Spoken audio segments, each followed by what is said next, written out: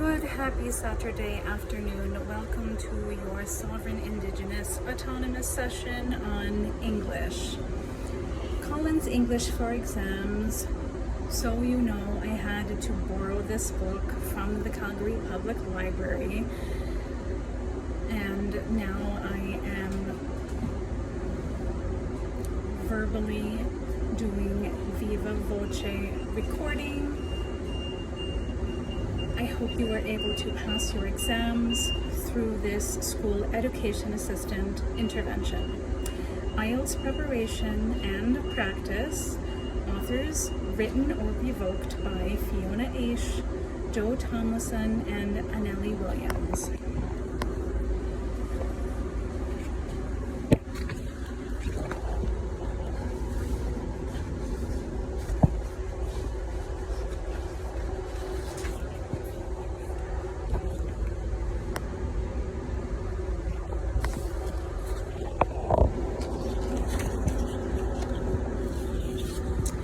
Using the book for self-study. If you are new to IELTS, we recommend that you work systematically through the 3-8 units in order to familiarize yourself with all the parts of the test. If you are a more experienced learner, you can use the aims listed at the start of each unit to select the most useful exercise. Having access to someone who can provide informed feedback on the practice exercises is an advantage. However, you can still learn a lot working alone or with a study partner willing to give and receive peer feedback. The exercise in this book will help you to identify which areas of language you need to improve in order to boost your IELTS score.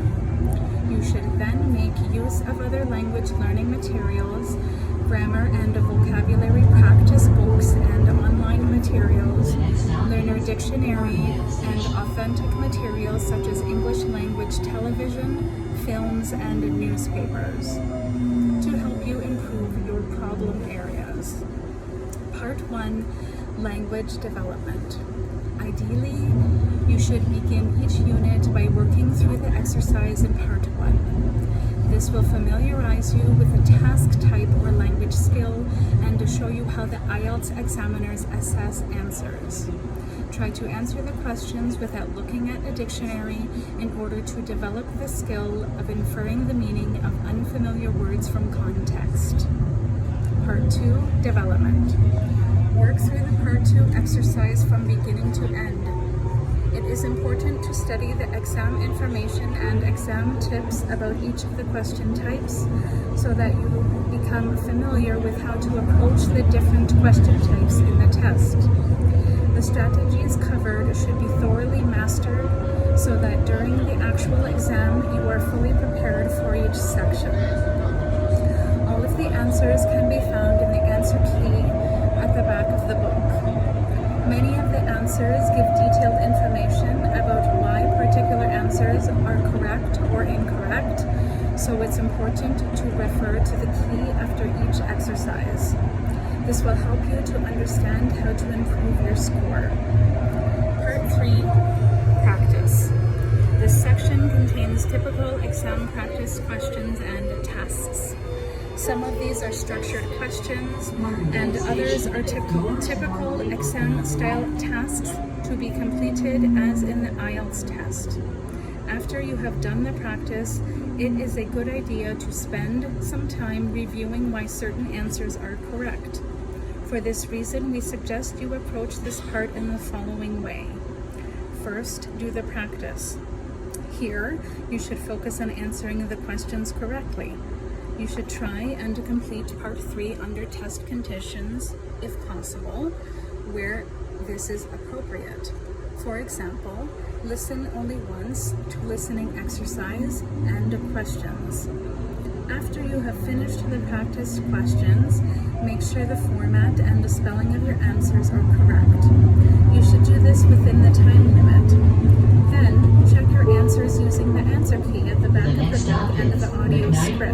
You can find additional exam practice in the Collins practice test for IELTS range which has 3 books with 4 tests in each. Collins also offers a wide range of exam preparation books, including our Skills for IELTS series, Reading for IELTS, Writing for IELTS, Listening for IELTS, and Speaking for IELTS, and our IELTS dictionary. Please go to www.collins.co.uk/ELT to find these and other resources.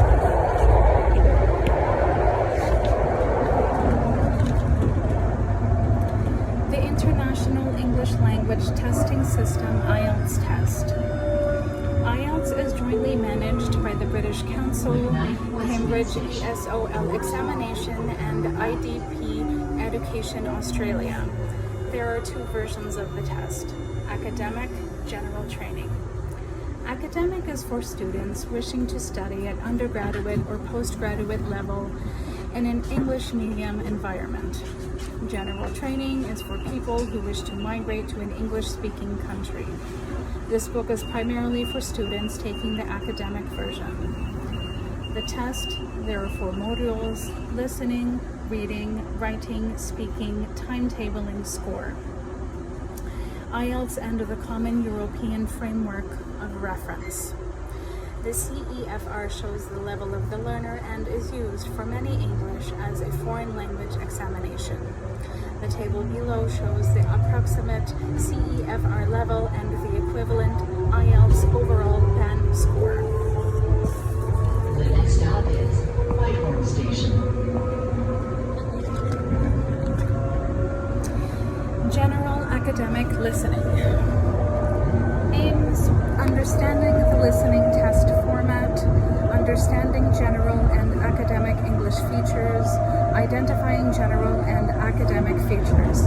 Part 1, understanding the listening test format. Read the exam information and the parts 1 to 4 and decide if statements 1 to 5 are true or false. You can choose which part of the test you want to answer. There are 2 monologues and 2 dialogues. The parts go from academic language to more general language. Each recording will be repeated. You need to write your answers on an answer sheet. Exam information: introducing the listening test format. The IELTS listening test lasts around 30 minutes with an extra 10 minutes to write your answers on the answer sheet. There are 4 parts to the test, each with 10 questions. Answer the questions in order. They are all worth 1 point. You will only have 1 chance to listen, and you may hear speech in a range of different accents, like British, Canadian, or Australian. The listening test. Part 1. A conversation between 2 speakers, which is usually transactional. This means a conversation where there is a transaction of some kind. This could be someone buying something or asking for information. Part 2. A monologue, only one main speaker, about something which is general in nature. For example, a talk about a sports center or tour information. Part 3. A conversation that is based in an educational or training context.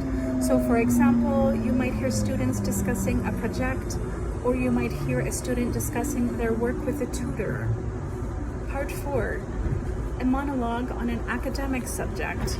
This is usually in the style of a lecture. The lecture may use some difficult vocabulary, but the theme will be something generally accessible. Generally, the parts get more difficult as the test proceeds. You can have any question type in any part of the exam. Read the scenarios in 1 through 8. In which part of the IELTS test would you expect to see them? A talk on how languages affect our emotional development. A man buying some new clothes. A man explaining facilities in a new shopping center. 2 students talking about their environmental project work. A woman explaining the holiday camp rules and timetable. A woman asking for information about nearby restaurants. A about the development of driverless cars, a tutor helping a student with their research project. You will always hear the answer in the order that you hear the audio. Part 2, Understanding General and Academic English Features. Exam information, understanding general and academic English features. The language used in general and academic context is slightly different. In parts 1 and 2 of the IELTS listening test, you will hear English that is more general in style. Part 4 will use more academic language. Part 3, to a lesser extent, will also use some academic features of language. There can be a mixture of these features, and you are likely to hear this in Part 3 of the test, where students and the tutors are speaking in a conversation. Read the information in the table and complete headings 1 and 2 with general or academic, according to which column lists general English features and which lists academic features. Read audio extract 1 and 2 and decide which one is academic and which one is general. Part 3, Identifying General and Academic Features. Read and listen to the extract of a listening test A through D and answer questions 1 and 2. Which part of the test is each extract from? What features of general or academic English can you identify?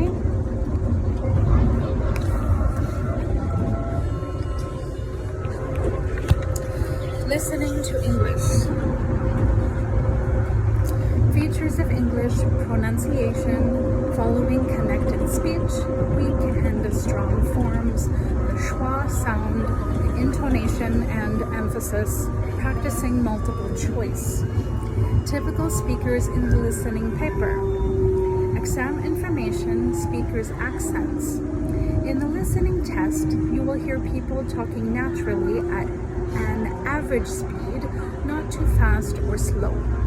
You will hear a range of gentle accents from different parts of the UK, the USA, and Australia.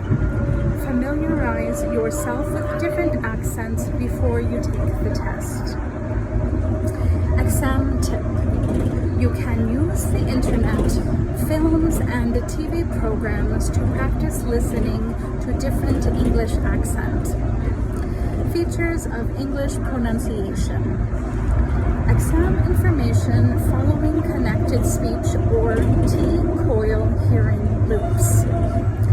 When people speak naturally, their words flow and connect together, and they don't pause between each word. This is called connected speech, and there are different ways speakers do this. Exam information, weak and strong forms. English speakers usually say the content words, nouns, verbs, adjectives with more emphasis or stress than other words. These are called strong and weak forms.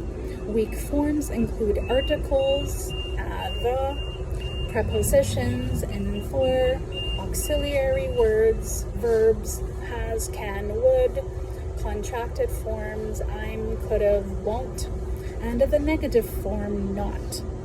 Understanding the weak forms is important because they add more information, such as when something happened, past, present, future, the location of something, or the frequency or quantity of something.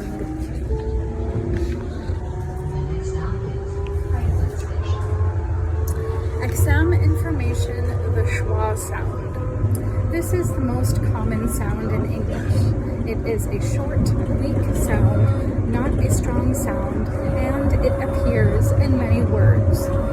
Being able to recognize this sound will help you improve your listening skills. Listen to the schwa sound.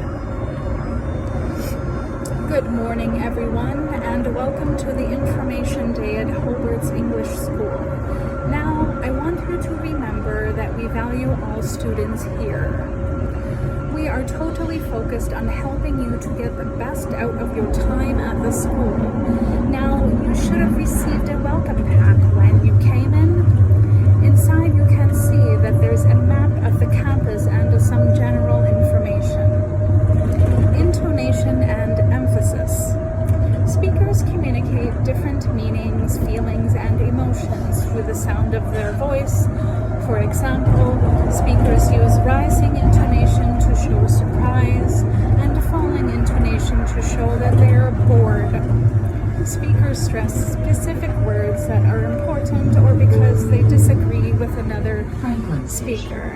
In the listening test, being able to identify the meaning behind the changes in intonation and emphasis can lead to the correct answers. Listen to Annie, Leon, and Harry discussing a project and answer the questions. Circle the correct name. Who is feeling disappointed with the project? Which person is worried about the situation? Which person is relieved with the decision?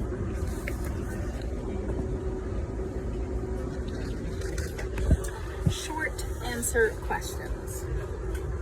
Understanding the question type. Exam information. Short answer questions.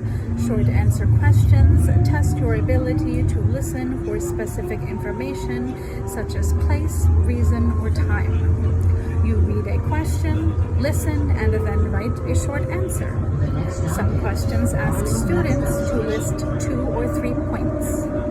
You will see a word limit for these questions. Example, no more than 3 words and or a number. You will lose marks for writing more than the word limit. Hyphenated words, well known, count as single words. These question types can be in any part of the listening test. When writing answers, you must always use words that you hear in the audio and you cannot change these words. If you hear to go, you cannot write going. If you spell your answer incorrectly, you will not get the question right. Leave enough time to check your spelling carefully at the end of your exam. Answering short answer questions. Look carefully at the question before you listen to predict the kind of information you are listening out for. Question words like which, who, where, when, why, and how are very common, but expect other types of question forms too. Rephrasing the question. In the listening test, the information you hear will not use the same words as the question. Try rephrasing the question by predicting synonyms you may hear. Avoiding wrong answers. In the listening test, you will probably hear other options that may sound like possible answers. Listen carefully as there are options to distract you into choosing the wrong answer.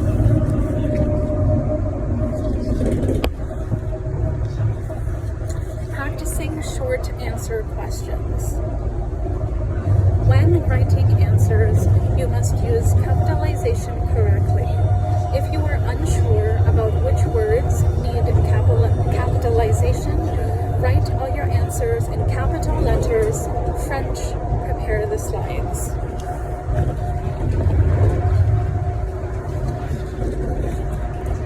Completion questions. Sentence and summary questions. In sentence and summary questions, you have to complete gaps with a word or words from the audio.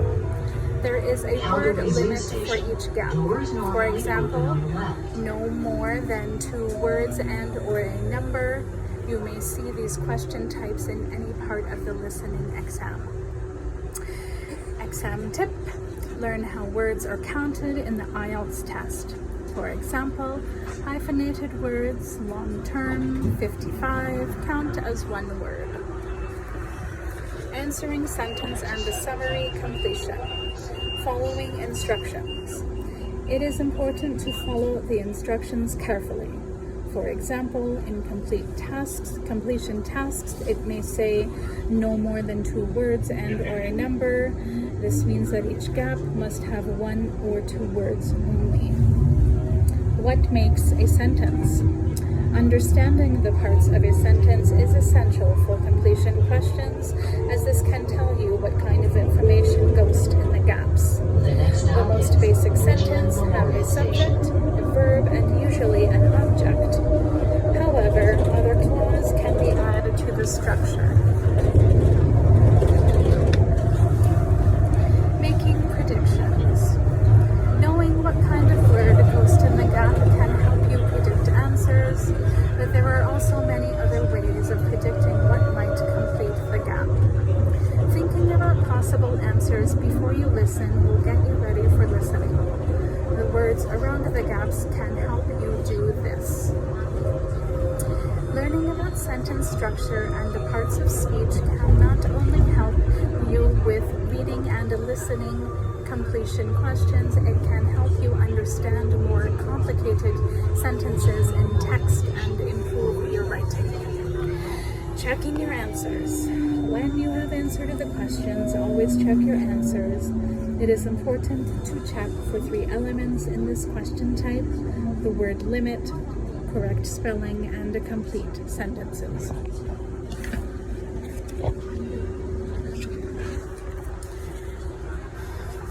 Multiple choice format.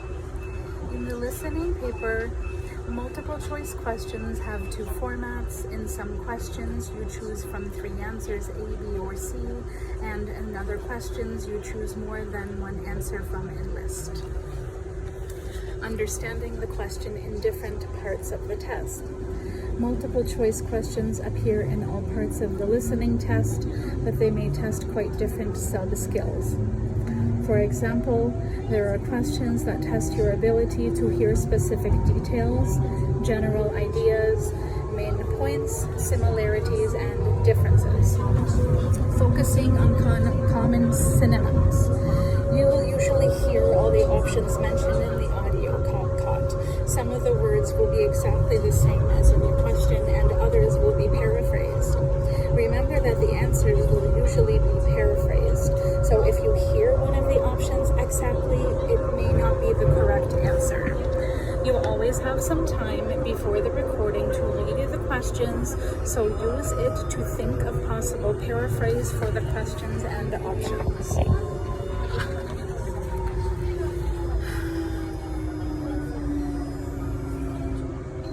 In multiple choice questions that focus on factual information, the options can be quite similar. It is important to focus on the small difference before listening. For questions that focused on concepts or ideas, it is important to think of different ways you may hear the information mentioned in the question and option.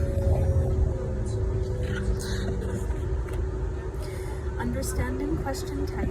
In matching question, you have to match some information to a list of items, such as place names, reasons for doing something, or types of technology. The information on the recording comes in the same order as the number statements, but the answer options A, B, C, etc. are random. You must write the letter on your question sheet. This question type tests your ability to understand the details as well as the relationship between different kinds of information. When you have to match a statement to people's names, listen carefully from the beginning and take note when they refer to each other by name. Understanding the order of information. You can use the number statements to predict what you might hear on the recording. These number statements also tell you the order you'll hear the information. Good morning, everyone. My name is Georgia, and I'd like to give you some details about the city's museum, as this afternoon you will have time to explore the city yourself. There are lots of interesting places for families as well as adults. The National Gallery of Landscapes is free, but I don't think it's worth spending too much time there unless you want to learn about ancient geography. In my opinion, there are better places. So for example, even though you have to pay for the Ancient Arts Gallery, there is so much to see and there's something for everyone. So in my view, the price is completely justified.